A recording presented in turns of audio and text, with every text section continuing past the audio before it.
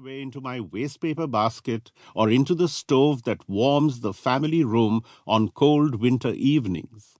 I do not always please myself. I cannot always please others because, unlike the slick professionals, the writers of popular fiction, I am not writing to please everyone.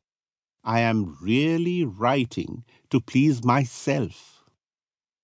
My theory of writing is that the conception should be as clear as possible, and that words should flow like a stream of clear water, preferably a mountain stream. You will, of course, encounter boulders, but you will learn to go over them or around them so that your flow is unimpeded. If your stream gets too sluggish or muddy, it is better to put aside that particular piece of writing. Go to the source. Go to the spring where the water is purest, your thoughts as clear as the mountain air. I do not write for more than an hour or two in the course of the day. Too long at the desk, and words lose their freshness. Together with clarity and a good vocabulary, there must come a certain elevation of mood. Lawrence Sterne must have been bubbling over with high spirits when he wrote Tristram Shandy. The sombre intensity of Wuthering Heights reflects Emily Bronte's passion for life, knowing that it was to be brief. Tagore's melancholy comes through in his poetry.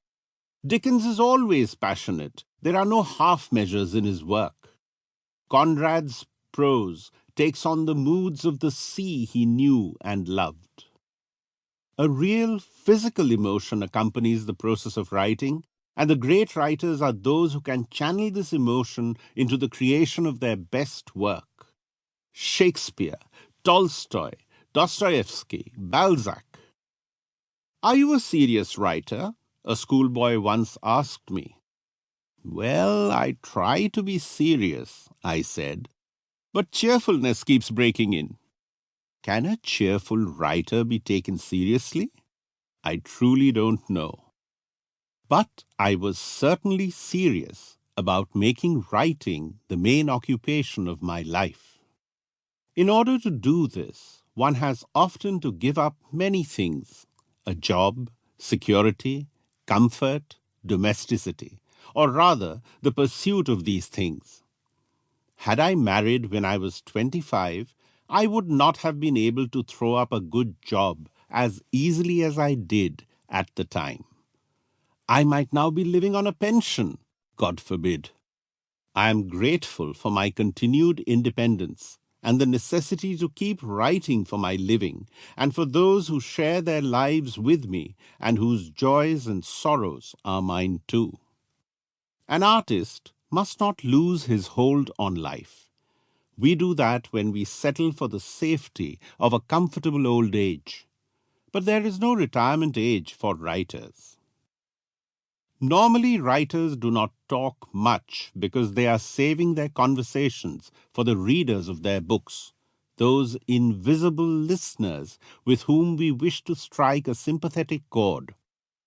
Of course, we talk freely with our friends, but we are reserved with people we do not know very well. If I talk too freely about a story I am going to write, chances are it will never be written. I have talked it to death. Being alone is vital for any creative writer. I do not mean that you must live the life of a recluse. People who do not know me are frequently under the impression that I live in lonely splendor on a mountain top, whereas in reality I share a small flat with a family of 12. And I'm the 12th man, occasionally bringing out refreshments for the players. I love my extended family, every single individual in it. But as a writer, I must sometimes get a little time to be alone with my own thoughts, reflect a little, talk to myself, laugh about all the blunders I have committed in the past, and ponder over the future. This is contemplation, as it involves remaining in a passive state for some time. I would rather be out walking, observing the